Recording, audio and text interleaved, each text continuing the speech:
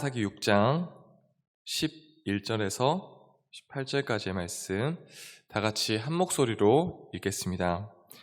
여호와의 사자가 아비에셀 사람 요아스에게 속한 오브라에 이르러 상수리나무 아래에 앉으니라.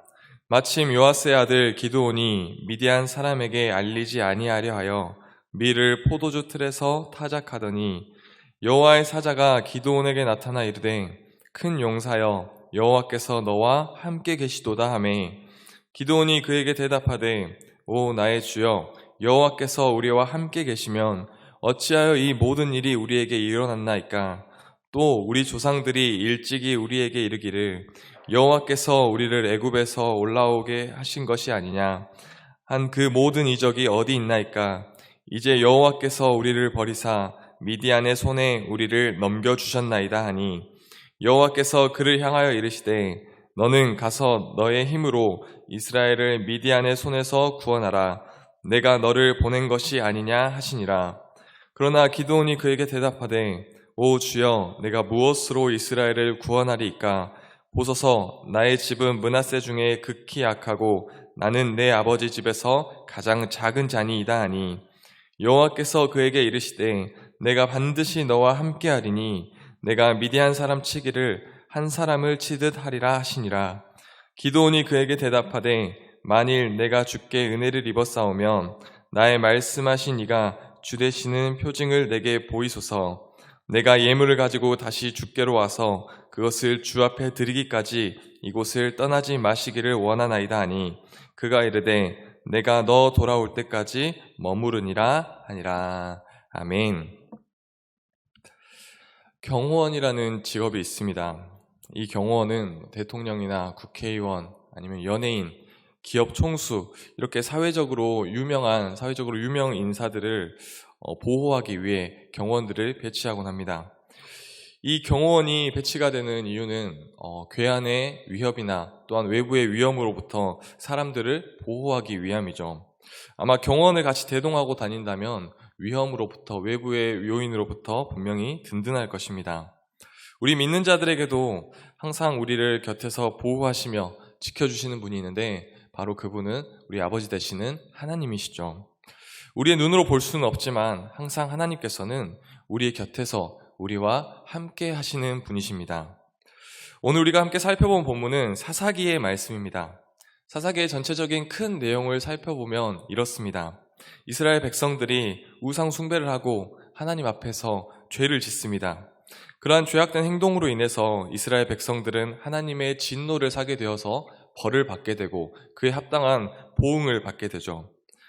하나님께서는 그 이스라엘에게 벌을 내리십니다. 외부의 침입을 하게 하셔서 이스라엘을 힘들게 하십니다. 이스라엘 백성들은 그 벌을 받고 하나님 앞에 살려달라고 부르짖습니다. 회개하며 나아갑니다. 사랑이 많으신 하나님께서는 그 이스라엘 백성들의 회개를 들으시고 그때마다 사사를 보내주셔서 그 이스라엘을 외부의 위험으로부터 해결시켜 주시죠.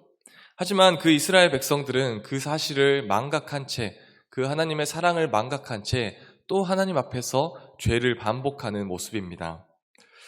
이스라엘 백성들이 우상 숭배하고 하나님 앞에서 죄를 짓고 자기들 마음대로 살 때마다 하나님께서는 외부의 침입이 있게 하셨습니다.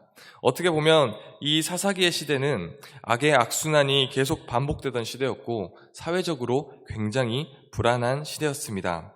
하나님께서는 그 사사라는 사람들을 불러주셔서 이스라엘 백성들을 이제 위험으로부터 구출하셨습니다. 사사기에는 총 12명의 사사가 등장합니다. 오늘 주인공인 이 기드온도 이스라엘 백성들이 어려울 때 해결사 역할을 했던 하나님께서 보내주신 사사였습니다. 6장의 배경을 잠깐 살펴보면 이스라엘 백성들이 하나님 목전에서 또 범죄하였습니다. 그 결과 하나님께서는 미디안이라는 나라를 일으키셔가지고 이스라엘을 7년 동안 다스리게 하셨습니다. 어찌 보면 이스라엘은 미디안의 식민지가 되었던 것이죠. 그런데 이 미디안은요, 이스라엘을 다스리는 게 그냥 땅덩이만 다스리는 것이 아니라 그냥 이스라엘 백성들의 삶을 피폐하게 만들 정도로 엄청나게 괴롭히는 민족이었습니다. 멀리서 지켜보고 있다가 이스라엘 백성들이 밭에 씨를 뿌리거나 이제 밭에서 일을 하게 되면은 이제 그때마다 다 와서 밭을 뒤집어 버리고 열매나 곡식들을 다 착취해 버려서 이스라엘의 길을 펴지 못하도록 괴롭히는 민족이었죠. 그러한 고통과 괴롭힘 가운데에서 이스라엘 백성들이 하나님께 부르짖자 하나님께서는 기드온을 택하셔서 사사로 불러주셨습니다. 하지만 이 기드온은 우리가 흔히 알고 있는 사사의 이미지와는 달리 용맹함과는 거리가 먼 사람이었습니다. 하나님의 천사가 맨 처음 기드온을 찾아왔을 때 기드온은 미디안 사람들에게 들키지 않기 위해서 포도주를 만드는 그 작은 곳에, 그 좁은 곳에서 밀을 타작하고 있었습니다. 일반적으로 밀은 넓은 마당이나 밭에서 타작하는 것인데 포도주를 짜는 좁은 포도주 틀에서 밀을 타작하고 있었다는 것은 미디안의 눈을 피해서 눈치를 보면서 주변 환경에 소심한 눈치를 보면서 소심한 모습을 보여주고 있는 것입니다. 그리고 사사로 부르심을 받았을 때 자기와 자기 가문의 부족함을 말하면서 변명하고 하나님께 계속 증거를 요구하는 소심한 겁쟁이의 모습이었습니다. 하지만 이런 연약함을 가진 기드온은 우리가 너무나도 잘 알고 있는 기드온의 300용사, 미디안과의 전쟁에서 대승을 거두게 되는 업적을 남기게 되죠. 300명의 작은 규모로 13만 명의 미디안 대군을 이길 수 있었던 것은 기드온이 잘나고 용맹함 때문이 아니었습니다. 하나님께서 기드온과 함께 하셨기 때문에 기드온은 그 전쟁에서 승리할 수 있었던 것입니다. 하나님은 기드온처럼 연약하고 소심한 자라도 하나님의 도구로 사용하셔서 사사로 크게 들어 쓰셨습니다. 기드온은 이렇게 자기와 함께 하시는 하나님을 보면서 본문 24절 말씀에 여호와 샬롬이라고 고백합니다. 여호와 샬롬, 하나님은 평강이시다. 하나님과 자기 사이의 모든 일이 화평하게 된 것을 기념하면서 여호와 샬롬이라며 하나님을 찬양하고 있는 것이죠. 출애굽 당시 이스라엘 백성들이 홍해를 건너고 광야 생활 가운데 여러 가지 보호함을 받고 또한 여리고성을 함락시키고 오늘 이 기드온이 말도 안 되는 전쟁에서 이길 수 있었던 것은 그때마다 하나님께서 함께 하셨기 때문입니다.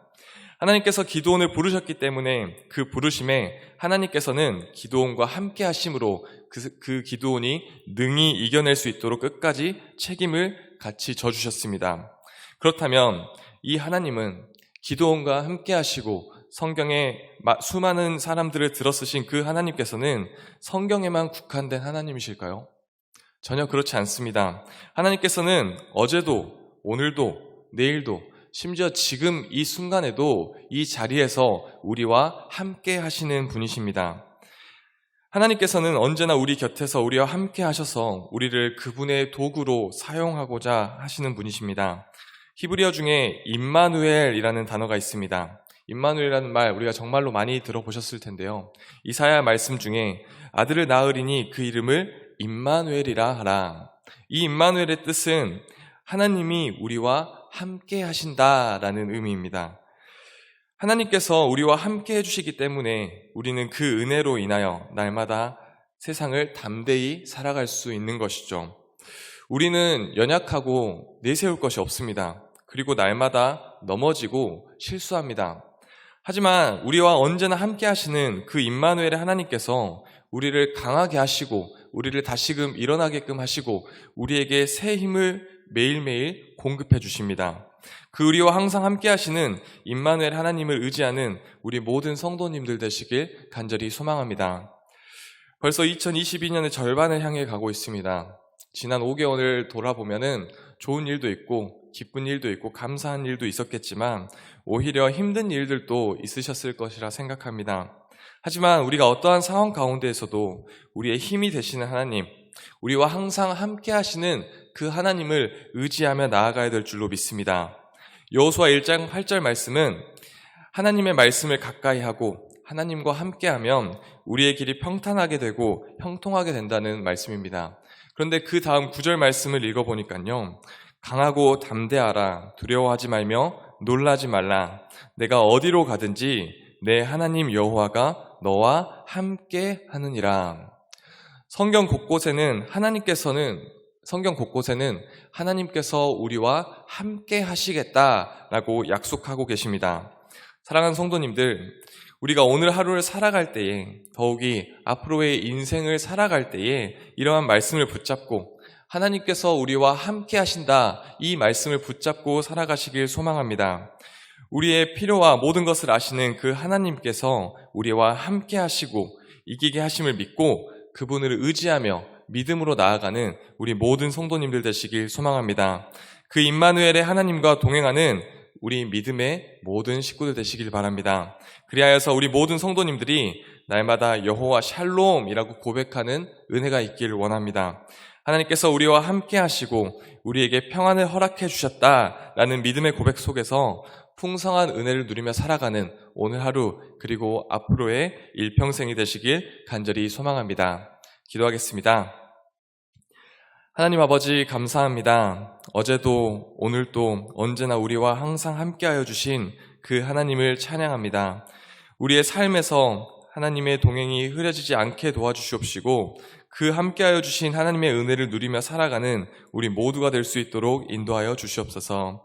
오늘 하루와 우리의 일평생을 살아갈 때에 하나님께서 우리와 함께 하신다라는 그 약속을 붙잡고 믿음으로 담대하게 살아가게 하시고 여호와 샬롬의 고백이 있는 우리 모두가 되길 소망합니다. 이 모든 말씀 예수님의 이름으로 기도합니다. 아멘.